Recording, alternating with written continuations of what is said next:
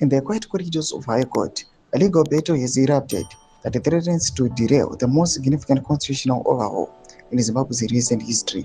Ruben Zulu, a veteran of the liberation struggle, has stepped forward with an urgent application that cuts to the very heart of the nation's democratic integrity. At the center of this storm is a Constitution of Zimbabwe, Amendment Bill Number 3, commonly known as CAP 3, and a series of high-profile gifts from flamboyant businessman Ignochivayo, and that Zulu alleges have turned the hallowed halls of parliament into a marketplace. Sarabina Mashko Blanyo Rachins who are veterans file agent high court application over CAP 3 is to via cash and cars bribes big fire. But was subscribe or like on the bell icon. Tibna Mublanyo Comchinse. The application filed this week seeks an interim order to stay the certification and further processing of CAP 3. The bill, which has already cleared both the National Assembly and Senate, proposes a fundamental shift in Zimbabwe's governance, including the extension of presidential and parliamentary terms from 5 to 7 years.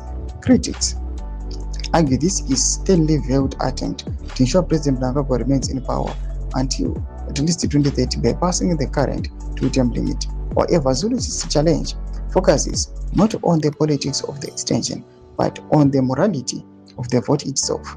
He alleges that the parliamentary proceedings were contaminated by unlawful inducements. Specifically, he points to two members of parliament, Samantha Morenyanyi of the Citizen Coalition for Change and Remigius Matangira of ZANU-PF. Both legislators reportedly received 2026 Toyota Fortuner vehicles from Jevayo during the very period the bill was under debate. Morenyanyi, a proportional representative MP, was also gifted $50,000 reportedly for constitutional projects, despite not representing a specific geographical area. Doma developments are kuda panguwa inayotrukona kuti panguwa ine ma veterans they are fighting aiwa panguwa ine vachiti the way ma constitutional debates akaitiwa panguwa ine they are not fair.